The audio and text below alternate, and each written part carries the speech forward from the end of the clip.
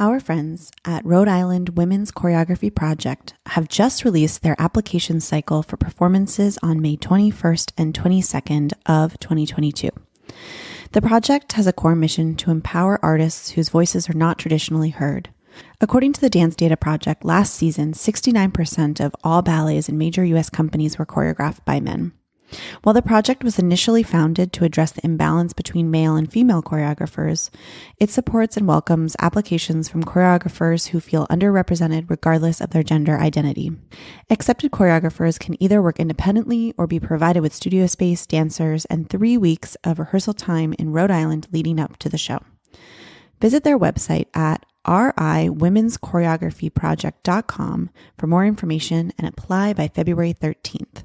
You can find the link in the description of this episode. I'm Rebecca King-Ferraro. And I'm Michael Sean Breeden, and you're listening to Conversations on Dance. Today we are joined by New York City Ballet principal dancer Megan Fairchild. Megan was born in Salt Lake City, Utah, and began her dance training at the age of 4. She went on to train at Ballet West Conservatory, where she was also a Ballet West trainee. In 2000, Megan continued training at the School of American Ballet, and in November of 2001, she became an apprentice with the New York City Ballet. In October 2002, she joined the company as a member of the corps, was promoted to the rank of soloist in February 2004, and in January 2005, she was promoted to principal dancer. Megan made her Broadway stage debut playing the role of Ivy Smith in the 2014 revival of On the Town, which opened on October 16, 2014 at the Lyric Theater. She received the 2015 Theatre World Award for her performance.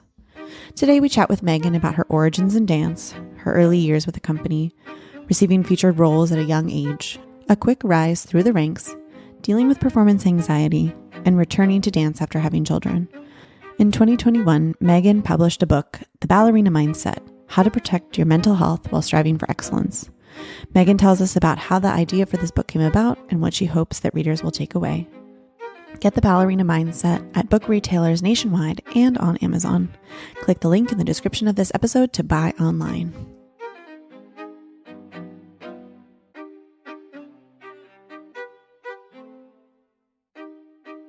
Megan, thank you so much for coming on. I think I feel like I asked you to be on, like I saw you randomly on the street, like literal years ago. So it's been a very long time coming. Last year we tried multiple times and then it just didn't pan out. So I'm so happy you're finally here. Yeah, me too. I was also nervous if this was going to really happen. I'm like, watch, the daycare shuts down from COVID Monday morning. And so I'm happy that I'm here. Yay, we're so happy to have you. Thank you. We'll just start like we always do, just getting a little bit of information about how you first became interested in dance. I started with tap when I was 4.5. And then, you have to do the whole bundle of tap, jazz, and ballet.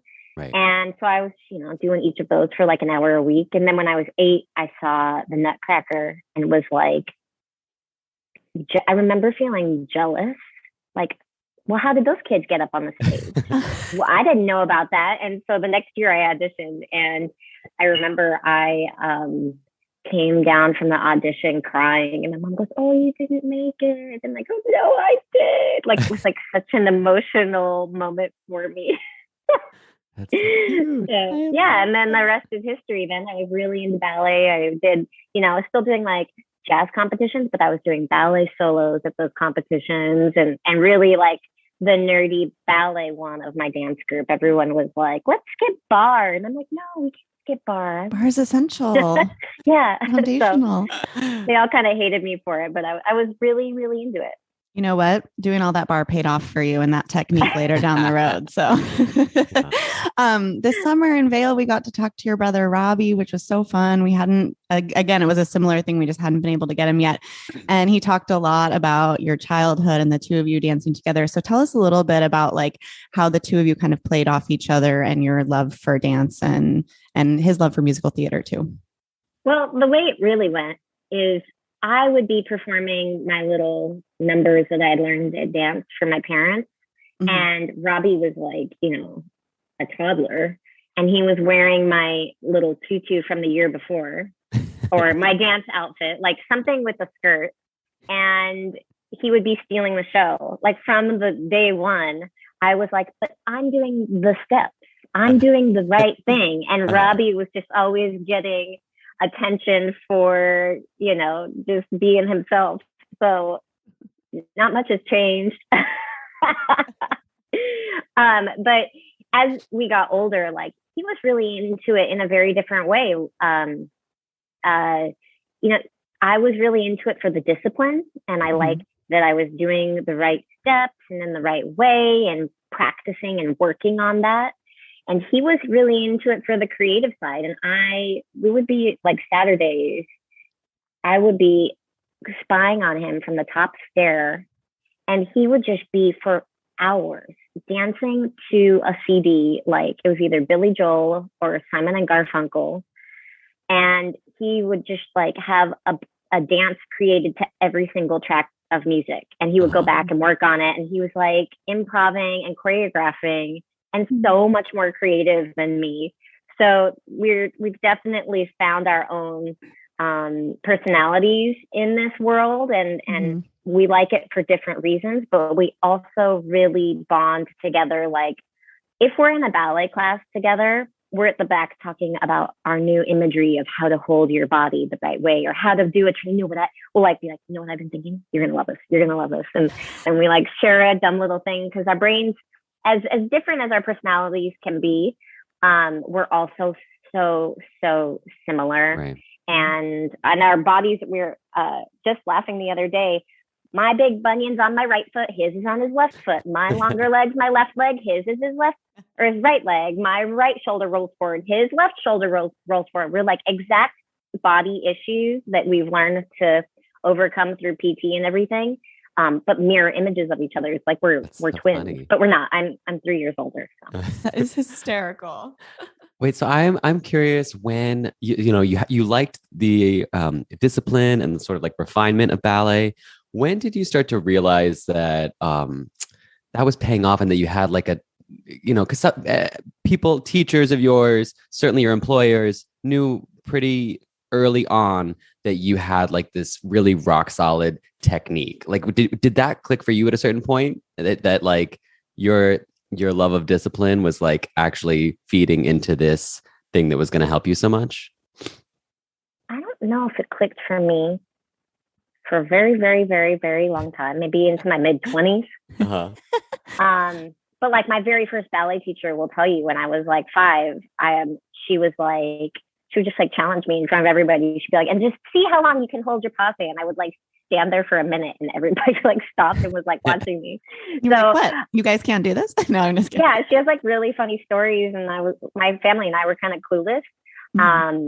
So I always just kind of kept working on each day and working hard in the studio, and it took me to the next level. And then it was always a question in my family, like, well, are you still enjoying this? Okay, let's bump it up one more, because they say that's what you should do. Okay, now we're 12.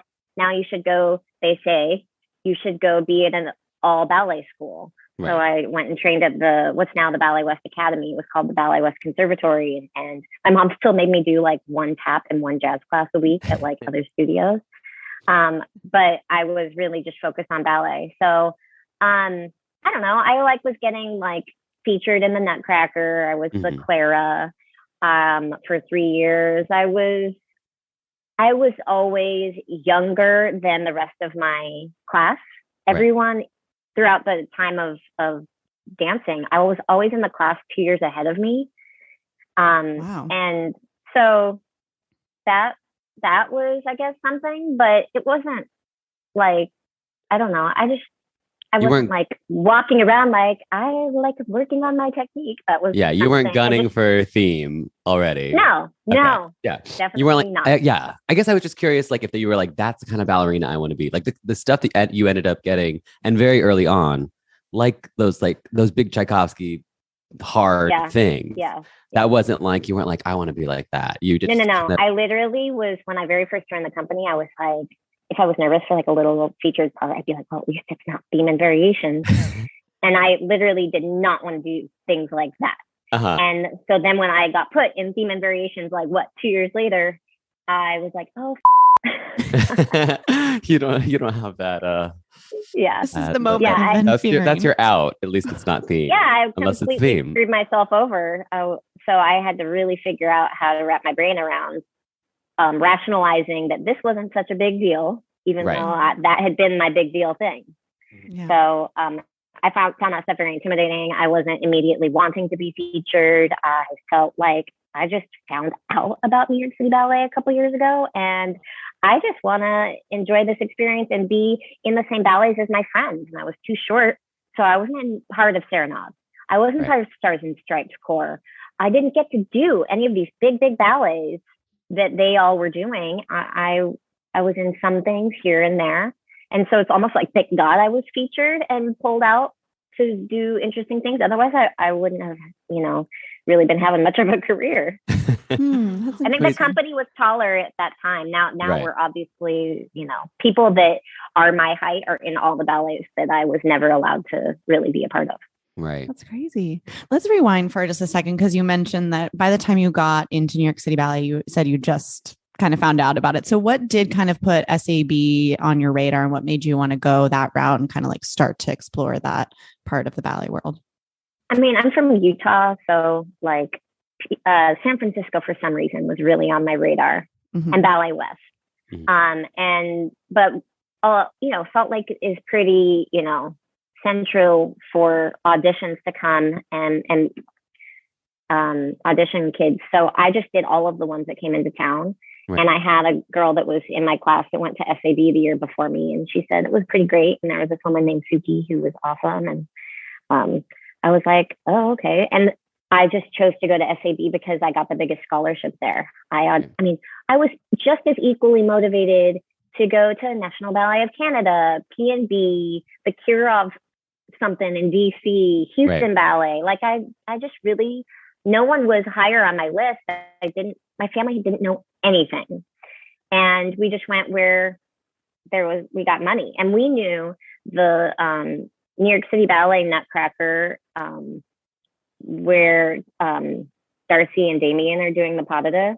We in my family called that the Macaulay Culkin Nutcracker. Oh, so my family too. Yeah, that's what I do. It wasn't Balanchines. It was Macaulay Culkin. Like, who's New York City Ballet? I'm like, I didn't see these all of these videos and VHS tapes of what did they call it? What is it? The Balanchine celebration. Yeah. Those never came my way. I didn't even know about ABT. I mean, I had no idea about anything. Yeah. So I was just, my mom was more into Broadway. And so like when we were in Utah, we were seeing every Broadway show that came into town, and I have a much more stronger historical understanding of all of those things. Right. But ballet, we were just like, what's this? And I loved it and was good. And my parents knew that I was becoming exceptional in it. And really the reason we made our way to New York is because there were some dancers in Ballet West that had been around, and even in some European companies, and they were like, get out now. So that's why we made the decision. It's so funny because that was kind of, as growing up in California over there, I had the exact same thing where it was like San Francisco Ballet was like the only thing I knew. And I just think it was the time, right? Like if you didn't have those VHSs or you didn't see the PBS specials, like the only thing that you would really see is what was near you. And so it's such a different experience now where you can literally find it all online and kind of understand what every company is like. And so, yeah, totally understand that for sure. Yeah, it's a very different time now. Yeah. You're almost like truly shamed if you don't know about everything. Right. And when I first came to SAB, Ashley Bowder was like, you don't know who Darcy Kistler is? And I was like, you mean the girl on the Macaulay Culkin Nutcracker? Yeah, I had that too. I mean, everyone would just like, they would really shame you. Like, because it was, kids are the way they are. So especially a lot of, repeat summer students, people who had been there last year that like, then they love to just be like, oh, we know everything. And they'd be like, you've never seen 4 T's. And I was just like, no. That was even like when I joined Miami City Ballet, people would talk about New York City Ballet. I was like, I have no idea. I'm coming from California. Like, I'll tell you all the principals in San Francisco Ballet and all about them. Like, I knew all of that, but it's there was no way to know, really. It's so weird.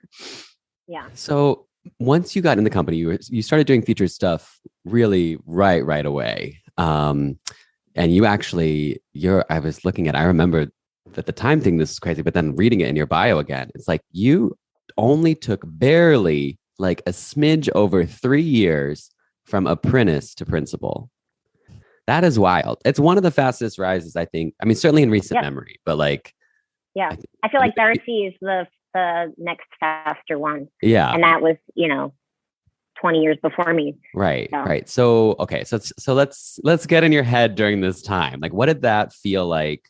Was it overwhelming, or did you have to sort of just like take the task at hand and not think big picture? I was like, when I did get promoted to principal, it had been less than a year since I had been promoted to soloist. Right. Wow. So obviously I was not expecting that to be what the meeting was about. And I had recently lost a tutu on a gig. Oops. And it was on a gig with Joaquin, and we were both being called in to talk to Peter. Uh-huh. And Rosemary was there, who's in charge of the Court of Ballet. And I was like, why is she here about this tutu? Like, I thought the whole thing was about this tutu I lost. And Peter, I had been told Peter wants to have a meeting with you. And I said it was Russell Kaiser. I was like, is it about the tutu? And he goes, what's this tutu thing? So they found out about it, and they made the promotion story like surrounding the tutu. So we go into the office, and Peter's like, so I hear there's a situation with the tutu. And I was like, yeah. And so I tell the whole story, and like Rosemary and just kind of like laughing. So I'm kind of like laughing as I explain that I lost this tutu. First of all, it was like an old tutu with all of the jewels taken off. Uh-huh. And it had kind of turned yellow, and it was supposed to be white. So it was the kind of tutu you show up at a gig and they're like, really, you're going to wear that? And like this like regional little school had better costumes than I brought. Anyways, still shouldn't have lost it. But they're all kind of like laughing. Meanwhile, Joaquin's sitting there going, why the hell am I in this meeting? Yeah. Yeah. So I didn't wear the tutu. Yeah. And then Peter's like, that's not why you're here. You're being promoted. So I just for a very long time was still so confused. Like, did that just really happen? And Are you sure? I kept saying, are you sure? Are you sure? And of course, Joaquin was like, yeah, that's what I expected. And he was 28 and I was 20. So wow. I was just like confused. And then I remember my first class after I got promoted, Kira and Darcy were in there, and I'm like their rank. And it was like, I found it humiliating, and that I was supposed to be at their level. And obviously now I look back and I would tell a young principal, no one expects you to suddenly be a legendary, artistically experienced principal. Right. But I felt so much pressure, and so I cried a lot. And also it wasn't like I was given like some fun things to like figure myself out as an artist. I was given theme and variations right after that. And so I remember I cried before and after every theme rehearsal with Sean Lavery and Merrill. Mm-hmm. I cried. I mean, my eating was out of whack. I couldn't even like tell if I was full. I was just like so stressed in life. Mm-hmm. So I've looked back and I've even told Peter, like, did not do me any favors. That was not a fun time. That was not like, oh, yay, I got promoted so early. Like, it's a fun little quick talking point, but it was kind of traumatic. Yeah, right. It was I can see. Totally traumatic. And my mom knew it would be. That day that I called to tell her, I just got promoted to principal, she goes, oh, no. And I was like, well, thanks. And she knew that I'm hard on myself and I expect a certain level of, and it's just so much harder to do all of that, not as the underdog anymore. And if you're taking a little time to be promoted and you say I got theme, but I was still a soloist, I would have been more gentle on myself. I would have known that people reviewing wouldn't expect principal work yet. That, oh, wow, like if she does show promise, look how amazing that is. Right. And instead I was suddenly... and you can see it through my reviews for most of the first half of my 20s. It's like, not that it's like a disappointing review, but it's like, it's just not as glorious and let's say, what's the word when you give someone a compliment? Complimentary. If I had been a soloist or a core member in that situation, it was like, it puts a dancer in the position. Well, let's see what she can do. Like, okay, she better prove to us that she is worth this. And I did not feel that I was ready. And so I was overwhelmed. And really, the only thing I drew from was the fact that obviously Peter thought I was ready. Right. And I held on to that so tightly. I just had to reason with myself. Obviously, he thinks, I don't even know about the ballet master in the front of the room. They could have a different opinion than him, but I know that he thinks that I should be doing this. Right. Right. So I really relied on that. I wonder kind of what you had even really danced up to this point. So you're saying you hadn't done serenade, you're just doing all principal parts. Right, all principal stuff, right? Like there was no like, did you get your footing? I've never been in Forties with New York City Ballet. I did it with Ballet West when I was 15. I did the Sanguinic Corps. I did Symphony in 3 Corps. I was in Faust Corps. Symphony in C, 4th movement. Western Symphony, 2nd movement. Oh yeah, I remember. Cortege, the character couples. That's like what the apprentices always do. Vienna, I was in the 2nd waltz.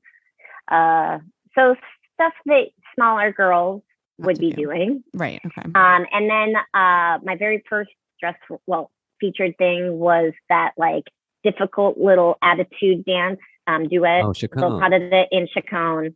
Yeah. And now I found it so stressful. Now I look back and I'm like, oh, now that's why I can see that I was justified in being stressed out because that looks really impossible. But I like stayed up the whole night before that crying to my mom, like, I'm not going to make this work. And my back hurt. And I just didn't feel consistent yet. Like once I understood as I got through my 20s that if I can figure out technically how to make something happen on any given day of the week, I walk into that theater and I can be like, oh, my body feels like this. But if I do X, Y, and Z, I'll be able to do that double pirouette from 5th. Right. That gave me peace of mind, but I didn't yet have that understanding yet of being able to rely on my body. So at the very beginning, it was just like, I don't even know if I can get this done. I did Tarantella like that, very fearful. I couldn't even, in my dress rehearsal, clap my hands the whole way coming forward. I couldn't even get them in and out. I was so tired. And I was like, we'll see what happens in the show. Right. And I had so much stress in those first couple of times that I would go up to the dressing room and just cry for like 20 minutes because I had a lot of, And then as a soloist, right before I got promoted to soloist, I was 19. They had me learning the lead in Coppelia as like a backup. Yes. And that Saratoga, like Jenny Ringer, Yvonne, and Alexandra all were injured. Yeah. And Rosemary's like, so I didn't even know if I was going to do one of them. I had just been rehearsing in the practice room with Meryl over the spring season. And then suddenly here we are in Saratoga. There's 4 Coppelias and they need me to do all of them. And I did 2 in one day. And I had this on my plate before I even knew if I could get through it. I never had shaken the hand of Benjamin Millepied or Damien until we were in rehearsals together. I had never done a pas de deux like that with a professional. So that was this insane experience. And I think that the fact that I dealt with that and succeeded actually, that's the reason they were justified in promoting me so quickly. And Joaquin wasn't even in the company yet. So then Joaquin joined after that experience and they were like, oh, look, they match. Yeah. So then it was like a foregone conclusion to them. But I mean, I cried for that whole Coppelia experience. It was just insane. I really remember that. Like, because it was just such an obvious thing. It was very like Peter to do that sort of test, but you're still in the core, right? I was in the core. Yeah. Like, so it was just my like second year in the core. Yeah. Like core dancer saves the day by doing double Swanhilda. Like that is very like, and I feel like those things maybe used to happen a little bit more. And it was always so, I mean, for the audience, that's so thrilling. But your traumatic perspective. If you're like me, I mean, I think Bowder had an experience like that where the day of they threw her into Firebird, we all went from school and watched. Right. But she was into it. She was game for it. And I, she's like, yes, duh, I'm going to do this. Right. And I did not have that confidence at all.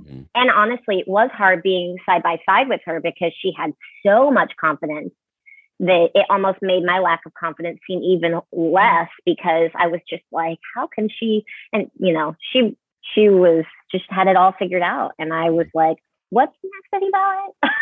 Yeah. Wait, I have a question because it's interesting to hear you talk about offstage lack of confidence and that juxtaposition between you about her.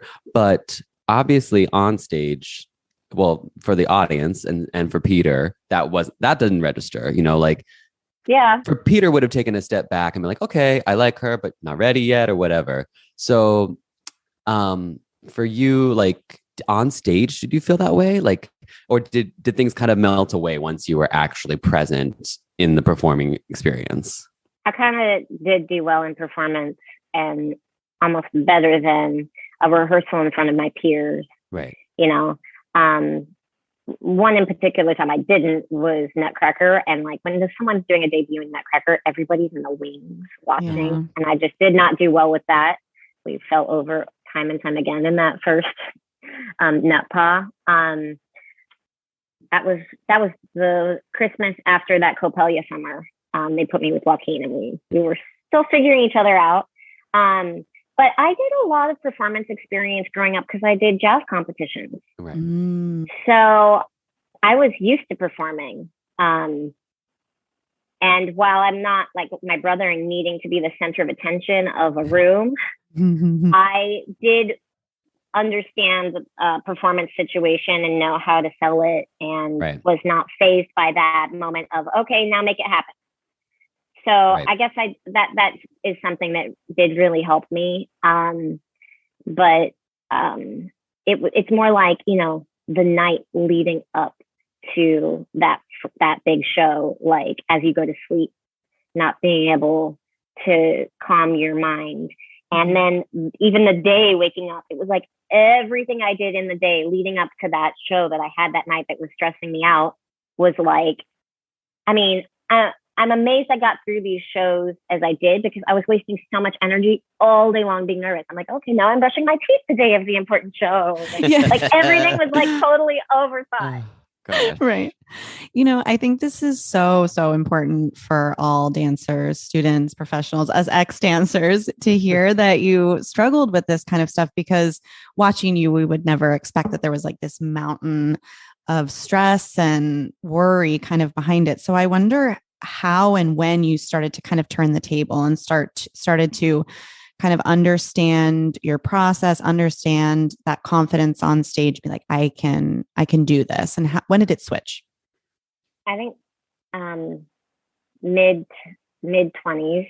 I mean, very, very quickly, I did that first theme. The other people doing theme that season were Sophiane and Chuck Astegard. Mm-hmm. And they made me wear her tutu. But like, obviously we're not the same size person. So I did my first theme with the tutu, like the sides folded in like 2 inches on either side. Like it was like so uncomfortable. But very quickly I got my own theme costume and I was doing that every time it came around. Right. 22, it was like old news.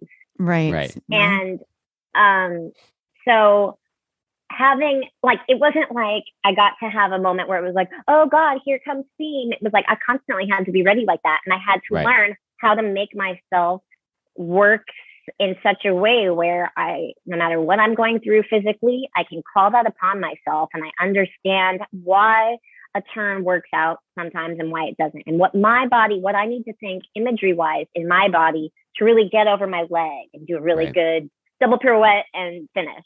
Mm-hmm. So once I realized how often they were going to ask me to do this, and the more you get thrown out there, the more you're like, takes the pressure off of it, because you're like getting to understand yourself in the role and you start to identify with yourself in this space. Okay, I've been here before. Right. This is not new. I've been here. How does it feel this season? I feel a little better because I've been here. But then it would go down. It was like suddenly I did theme in a gala and I had a horrible show, like a double step, a landing of end of a variation. Right. And you have good times and bad times and good times and bad times. And you start to, okay, why didn't the bad time work? Right. I wasn't like this and I didn't prepare like this. And then why did it work in the other times? And you learn from the good and the bad experiences and you start to be like, okay, like a big thing about theme actually I don't need to just talk about that, but it has been a big part of my career. Is that at New York City Ballet, you do it with Suite 3. So there's like 3 or 4 movements before you, and it's dark backstage the whole time. You don't get to practice being on your leg. Right. So it's like 25 minutes of being in the dark and trying to pace yourself about when to put on your point shoes. I'm not going to put my point shoes on during the intermission, because then by the time theme comes, they're dead. So it was like a very calculated moment in, is it the waltz? I forget what it's called. Waltz the second. The two, yeah. Yeah.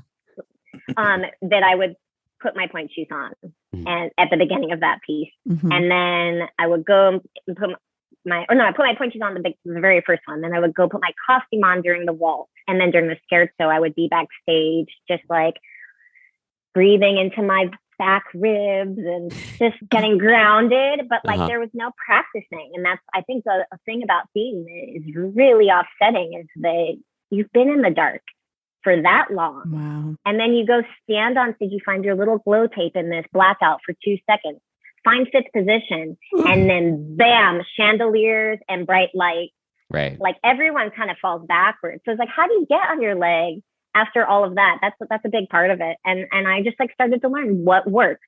Okay, one time I was like, I pushed it way too late and like I didn't like rushing. So I'm going to get ready a little earlier. And like for me to prep and feeling grounded in the preparation of that hour to half hour leading up to the moment of live performance is crucial. I very quickly learned, like, I don't want to be ready too soon and I don't want to be rushing. So where is that exact fine balance for me to feel like this is like my most perfect rehearsal? Right. That was such a fun inside look. It's just something like, of course, I've watched Suite 3 100 times. I've never even considered that. But like, that is so specific. But I mean, I can't imagine how jarring, because then it's just like, yeah, floodlights on, and then here we go. It's iconic opening theme, tendus. Thank God for the tendus, right? Thank God for the variation. Yeah. I think for audience members who are listening, like generally when the curtain's down, you have lights on stage, you can go out there, you can trial your scary steps, you can do like whatever feels good. And so to go for such a big ballet like that, and just like you're saying, run on in a blackout is very unusual. And for such a hard ballet, I can't. Woo. But then, I ended up getting so used to that when theme would go without Suite 3, I was kind of not in the right mindset. Like I thrived on that, hearing the end of the scherzo. They do their soda shot and the lights go black. And the adrenaline would just like get me, and I'd rush on and find my little glow tape and find fifth position. Like I got into that. And then having the lights on, I was like, where does this land? So funny. So this wasn't the only, I mean, it's fun that we've gone into themes in such depth, but it wasn't the only thing that you were doing that was just like Ballet of Death, like you did square dance, you did with Peter Bull, right? Yeah. So what? Yeah, I did it with Peter Bull and Nikolai in one season. Yeah. I remember that they were like, I had one idols. rehearsal. I know, me too. I had one rehearsal with Peter Bull the day of the show. And I just remember Meryl going, eat your spinach after the rehearsal, because I literally just danced it super full out. And then I had to go make it happen again in the show. So as a member of the core in square dance, it's one of the hardest things you'll ever dance, and gives me all of the anxiety that you're discussing just in the core. So I can't even imagine for the principal. That ballet way more than theme, I really felt like, throw me into that. I can do that. Oh, yeah? Yeah. We did the girls dance with Suki at the school, and it has some slow ceases and stuff that I enjoy, but not everyone enjoys, and a big batu to the side. And it was nice and slow, whereas like, I don't enjoy that same stuff in ballet where you have, because it's like, I do, but it's like so fast. In square dance, everything's it's very square. Even, Yeah. And so those are kind of the jumps that I enjoyed. And I was like, I remember when they put me into that, Yvonne was going out and I had been learning it. And I was like, I'm ready. And that's just one of the few things I felt that were, Thank you for reminding me of square dance, because I forgot. That was a pleasant experience to go Yay! But that's what's so funny and interesting. It's like, I love that, like, everyone's experiences are so different, everyone, you've done all these ballets, and to someone who has not, it's at least in my head, it's easy to group things and be like, they're kind of like just like the Merrill ballets, right? Like it's just like, like theme and square dance, or like even divert, allegro, like hard stuff for the so it's just technical stuff. Yeah, but that they're all still very different and individual, and it's like you can be terrified of theme, but then I guess love square dance. So yeah. I wonder with theme if you have any feeling that the costume versus square dance, for example, is any different, because I don't know if this is just like a trauma that they've told us that like when you're in a tutu, we can see everything. And even though like in square dance, you have like a short skirt, like you're still kind of exposed. Is there something that makes you feel a little more free? No, because think about divert. Divert is such a friendly atmosphere on stage, and it's like you're at a tea party. That's not intimidating to me, and I'm in a tutu. Right. So I can't say it's the costume. I think it's the formality of the steps in theme, where it's just like suddenly it's that you're being a diva in a tutu. Right. Yeah, the diva thing doesn't sit well with my personality. I have had to really play that part. Right. Interesting. So at what point, obviously these roles were the kinds of things that like put you on the map. It got you your promotions and made everyone know how reliable you were. But what was the point where you got to sort of start exploring other facets of your dancing, like a lyricism or a romanticism? What were some of those first parts you got that maybe took you outside of this just like technique of steel box? I think fantasy is one. Just even that first attitude and getting to like explore those kinds of moments was one of those moments for me. But I have to say, I was mostly wanting to be part of new choreography, and the casting goes up, which my brother was very much like. We had very opposite experiences. He was like, I would die if you put me in white tights, and he did when they put him in white tights, and I lived in the white tights kind of realm. And he was always being choreographed. Everyone that came to New York City Ballet used my brother, and I started to be like, why am I not involved? I mean, first of all, if you think he's good, we're related. See, I'm good too, and there was something like, okay, I'm good at preserving works of the past, but I want to be wanted and desired by a choreographer of today that is standing in the front of the room that's like, oh, she's interesting, I want to work with her. And I did feel that doing all of this very classical technical stuff was limiting me as an artist, and I wanted to explore, like, in order to do theme well, I had to have a certain rigidity to my approach. And I didn't get to explore changing my weight and different things, and I was trying to be right on the nose with everything. So I was craving that. And it just got to a point where my Pilates teacher actually convinced me. She was like, you're a principal with New York City Ballet. Anyone coming to work with the company would love to know that you'd want to work with them. So it was, I think, two Russian choreographers. One was Mira Shnichenko, and that was about to work with the company, and then Remansky. And I wrote them both emails, and I just said, hi, I'm Megan Fairchild. I'm a principal at New York City Ballet. I was like maybe 27 or at the time. And I really have always admired your artistic, your work, and I would love to be a part of your artistic process someday. And Alexei wrote back, I'd love for you to be a part of my ballet now. Wonderful. And so I got to be a part of Namuna. But I mean, it was kind of part of the game that I was very reluctant to play. I was really opposed to people brown nosing with the ballet master. I came in the room and I didn't talk to them about personal things. Right. But people around me played that game, and I always felt like that was really cheap. Yeah. If I'm, first of all, I know these things are hard enough that I want you to believe that I can get it done, not that I campaign to be in it, right? And I really didn't want to force myself into anything so that I wasn't overwhelmed. Because I didn't have that ambition, but then I started to develop it for new things. And I learned that as a dancer, we're so quiet, but you really have to let people know that you're interested in working with them. They're not going to assume that everyone wants to be a part. I mean, it's difficult to create a ballet. And to hear that someone had that hunger, they're not going to be annoyed. And especially like I was, already a principal for 7 years or however long when I asked. Right. So it wasn't like a far stretch. And, I did like a demi-soloist part. My brother was the big principal of the ballet, and I did like a demi-soloist part. And I was just happy to be there. I mean, at that point, I was just like, I just want to be in the room.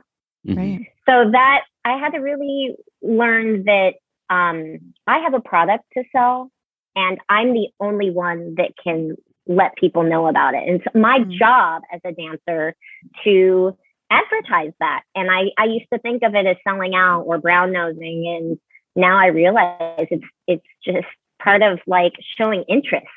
Right. Yeah. It's interesting. Yeah. To think about like you were so relied upon and needed for one very important piece of the repertory puzzle that maybe even someone wouldn't have thought to even consider you, because it's like, oh, she's busy and she's doing this hard stuff. And that was part of it.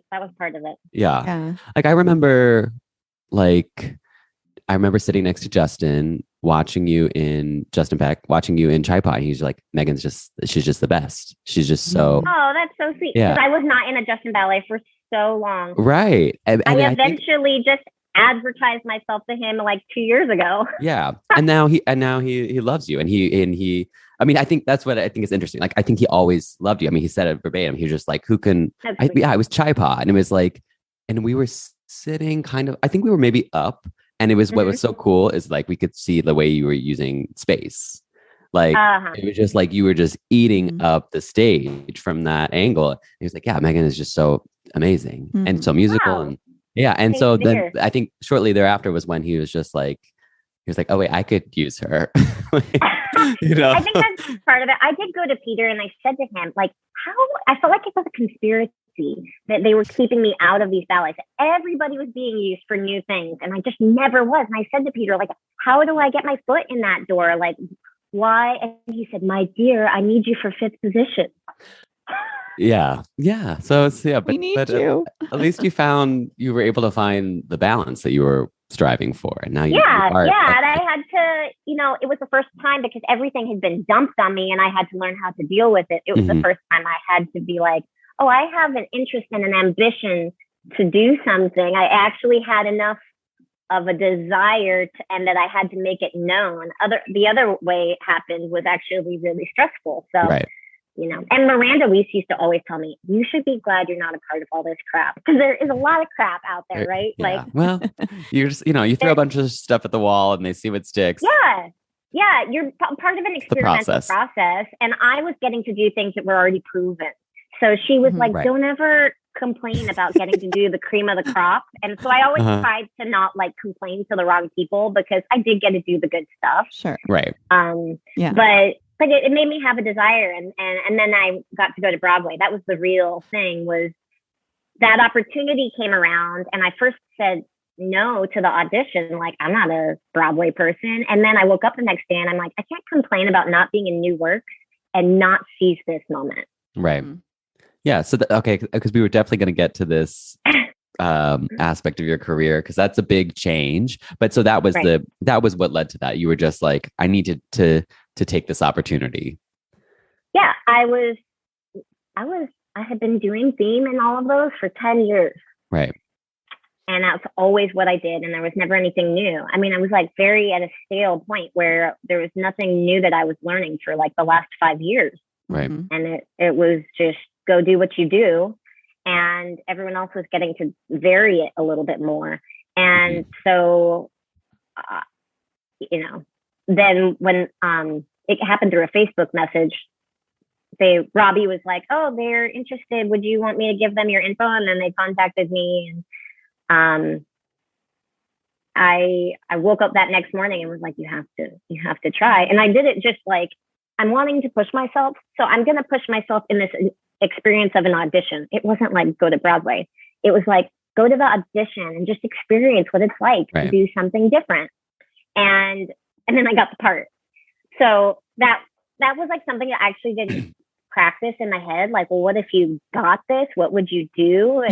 And I didn't even go there until they were like, so listen, this is going to be your Broadway debut. How exciting. And I haven't even told my boss that I'm auditioning. Like, I was just very, so. Right. Well, so how did that go over then? Like, what was the process there where you're like, did you know, like, I have to go for a year? I have to go for 6 months. What was that conversation? To sign when you sign the contract, they only wanted me for a year. It was not okay to just do 6 months, right? Which is what I kind of fought for. And so I urgently got in touch with Peter's secretary, and I was like, I need to speak with him. I need to speak with him that next Tuesday. And I auditioned on the Monday. And I remember we were walking across the stage in between rehearsals, and he was like, so tell me, what's this news? I think he thought I was pregnant or something. And I was like, so yesterday I auditioned for a Broadway show and I got the part. And he was like, oh. And eventually ended up telling me, I can tell you're really excited about this. I think you need to follow your heart. There'll always be a job for you when you get back here, but you also have to understand that people are going to have to do your parts while you're gone, and they might keep them. Mm-hmm. But I knew deep down there is always a short guy needing a short girl. And literally that was how I left confidently, was knowing that I am the shortest principal you have. You need me for all of these talented guys that can do variations. Right. So I knew it was fine. I was going to try to do a little bit of, they were going to do La Feed while I was gone. I was going to come back and do that. And just going in, really intense Bournonville dancing in point shoes and then being in 3-inch heels at night, I knew I was going to get injured. Right. So I pulled out of that. I just told Peter, if I do something, I want to do it 100%. I don't want to do both of these things halfway. So I just, made the decision to go full into the Broadway show. We didn't know how long it was going to go, but at that point, it had already been going for a couple months, and we had done the Thanksgiving Day parade, and it was a fun time. So I just went full force into it. I couldn't even get through the performance weeks with taking more than one class a week. I tried to be going to ballet class, but I just couldn't. So I maybe took one ballet class a week, and then the rest were 20-minute bars on the carpet holding onto the wall in my dressing room. And then I really trained the summer before I came back. I went to SAB while I still had the show at night. I went to SAB summer course like I was a student and started from scratch for the whole summer course. Wow. That's was that amazing. Kind of fun to re-enter that? I do. Every time I've had a baby, I start from scratch again. I'm because of that experience, I'm I know I can do this. And I enjoy the process of being whoa, look at how your body has to change for what it was doing this last year. So it was really weird going from the heels to the point shoes. My thighs slimmed down rapidly. I don't think that as women, we realize how grateful we should be for those point shoes in helping us create nice lines. Guys don't get to have that extension all the way down. There's when you're in the demi, you're stuck in your quad a little bit, holding every time you're up. And to be fully on point, you don't really have to hold any muscles. So it was really weird. I got to have an appreciation for the way point shoes shape your legs. Yeah. So you mentioned having babies. Let's talk a little bit about that experience for you, venturing into motherhood a few times now and then returning back to the stage. Yeah, it got to a point where my husband now, he has friends that are, obviously not dancers. And so they have kids and stuff, and we would be hanging out with them, and I would just be crying and in a huge depression after we were with them, because I was just couldn't be around people that had kids. I guess I was 33. I just started to really have my hormones telling me that I wanted to start a family. Right. And it was a real intense jealousy. I had to stop following everyone on Instagram that had a child. All of my Utah friends with their 4 children already. I was can't be. I didn't unfriend people, but I just blocked them, and I Marie Kondo'd my social media so that it didn't trigger me to cry all the time.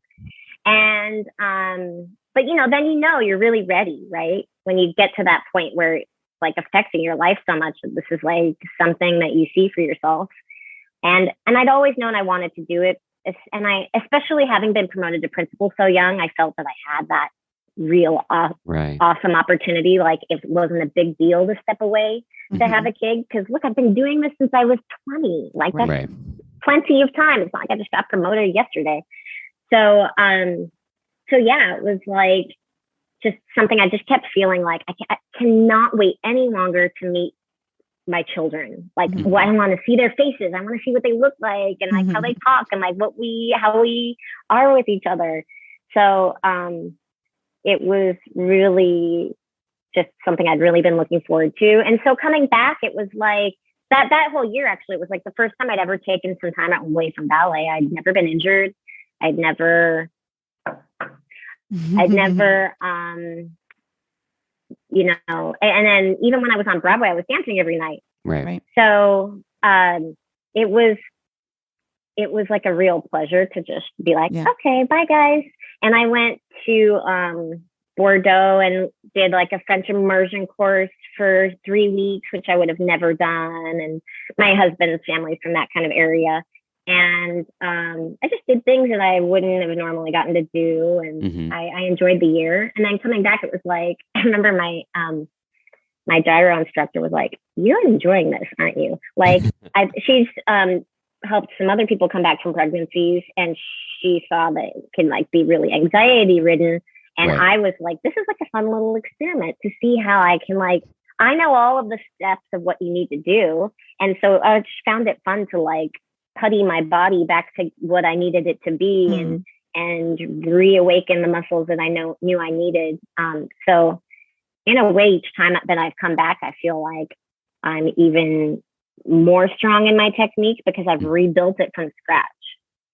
I mean, that's what a lot of people say about injuries too. You know, when they have a severe injury and they have to come back, I can see it kind of as being similar in a way. It's so funny. It actually doesn't surprise me hearing you talk that it was actually fun for you to do this, because I can just tell you have this analytical mind and that you're maybe exploring something new each time. Did you ever think like kind of when you were having this time about, you know, I want to start a family, but you weren't there yet. Did you ever think, should I end my career? Should I retire and then move on? Oh, to the never. next phase? Never. And, you know, I don't know why I'd been in conversation with Peter about it at some point. He was like, it's better to do it sooner than later. Like, because you can dance after if you do it sooner. And when you wait a really long time, it can be really hard to come back. So I don't know. I look, I had as my role models of former principal dancers above me, the people that had families. I mean, I was friends with a lot of them, but the people that had families, I zeroed in on Kira, Darcy, Jenny Ringer. You'd seen so many of them do it before. Margaret Tracy. So I had no doubt that I would have kids and still dance. Right. I didn't plan on having 3 kids. But twins this last time. yes, that was pretty crazy. Like, I bet. It was a year ago. I was like hugely pregnant and in my 3rd trimester. And I think it was just about this time I was like kind of put on like bed rest and not allowed to move anywhere. I think that's why we had to cancel, because I was in the hospital.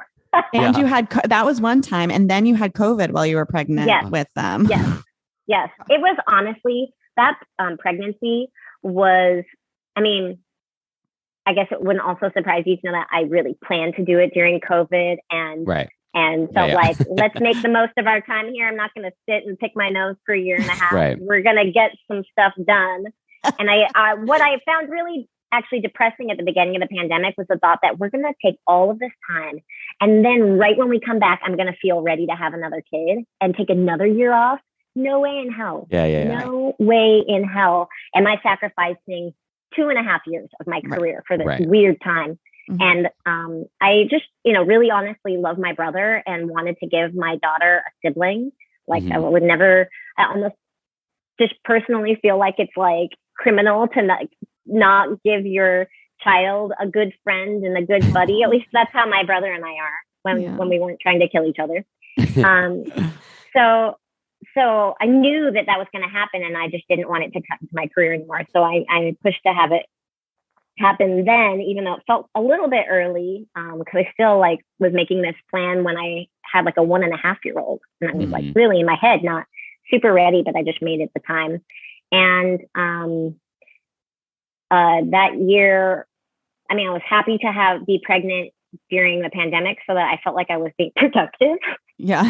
But I also was just, being pregnant with twins is no joke. And the hormones from day one are off the charts. I was so not feeling good. I wasn't like vomiting all the time. I just like did not feel well. I couldn't open the fridge and smell it. I was just like disgusted. I just was constantly like in a state of feeling uncomfortable. And then by the time that goes away, you're just huge. So I have this picture in the bathtub where you see my belly like a hippopotamus. Like it is just rising inches and inches out of the water. Like right before I gave birth, I took this funny like picture. It's almost like horrifying and comical, and you know, it's just crazy what the body does. So I'm just so glad that time of my life is over. I don't super enjoy pregnancy. I, in fact, hate it. And anytime a friend now tells me that they're pregnant, I'm like, oof, have fun with that.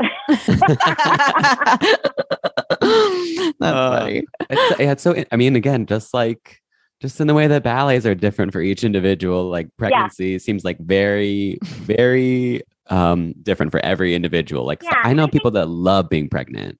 I think being a petite person makes it a little more not fun. Yeah, and then my husband's my husband's like 6 feet. My brother's like 6 feet. I mean, I'm the shortest person in my family. So while I'm a petite person, my first baby was like 8 pounds, 3 ounces. So, you know, I was like, that's not fair. Shouldn't you have a baby that's like the same weight that you were when you were born? Like, because like I'm the one carrying it. Like I just like, so then being pregnant with twins, I was terrified. Like, I hope they're just like really small, and everyone with pregnant with twins hopes that they're big. Yeah. Because you want healthy babies. Right. I was like, don't grow too big. Don't grow too big.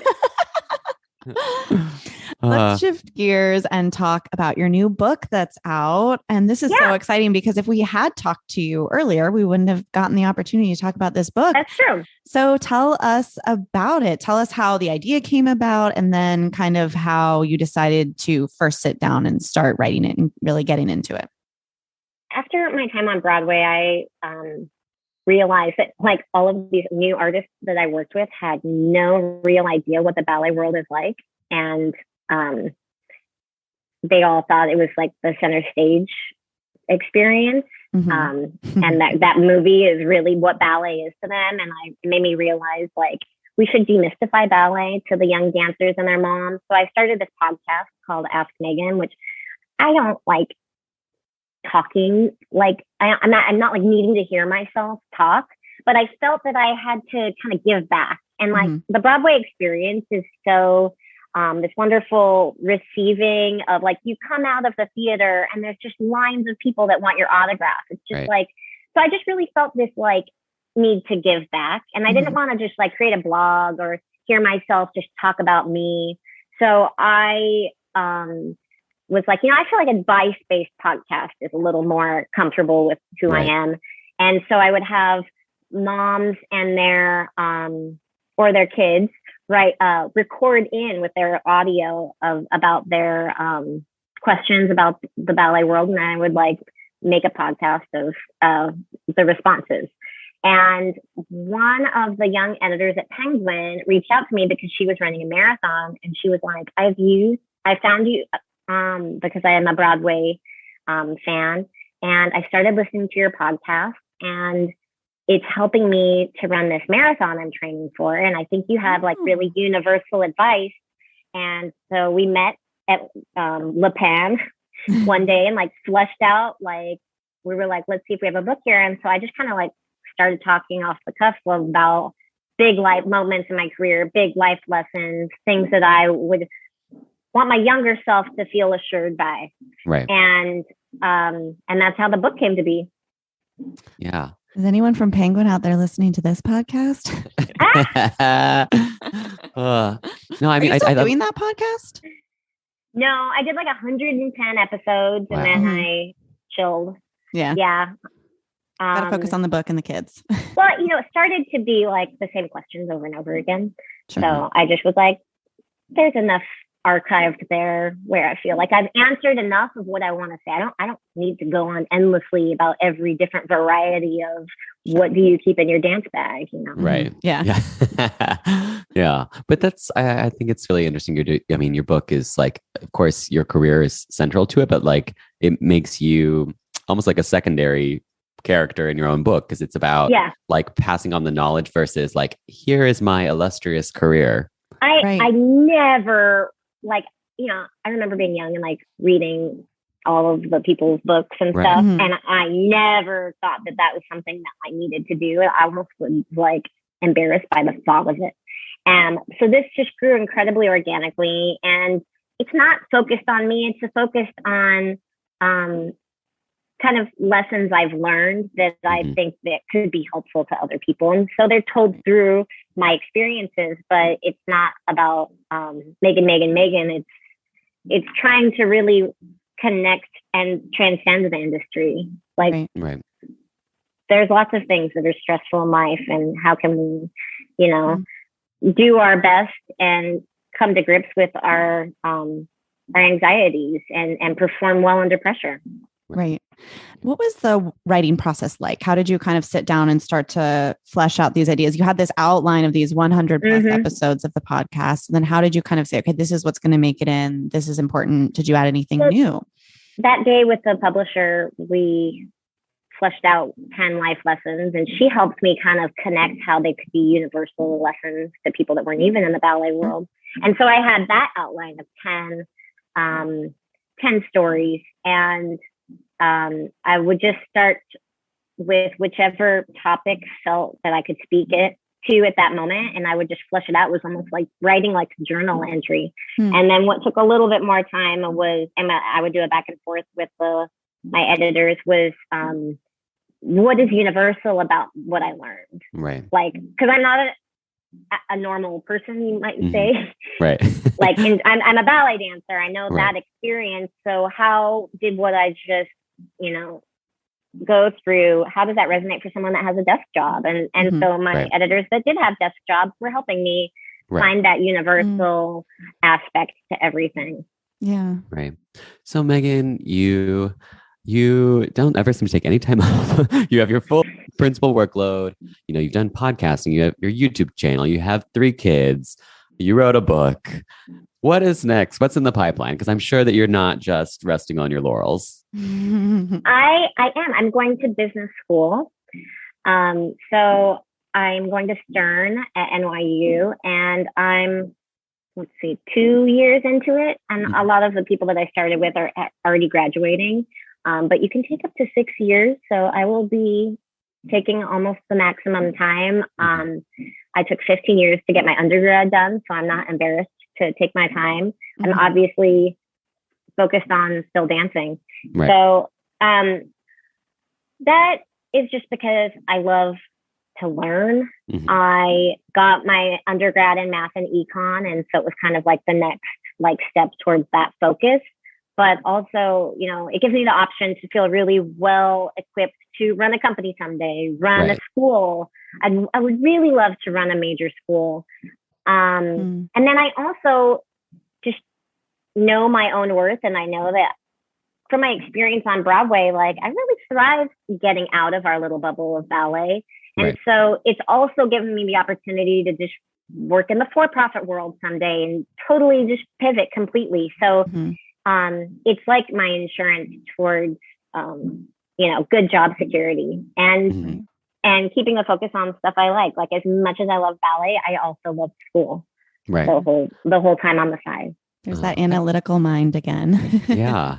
And I love that you, you're thinking about how you could utilize that. Like so many people, or I mean, maybe this is false and it's just what we remember growing up with, but like people that ran schools or companies did not used to know anything about a business. It was very like learn on the fly. So by you preparing, you're already, putting yourself in an advantageous position to get hired. But then once you're there to like make that arts institution bloom.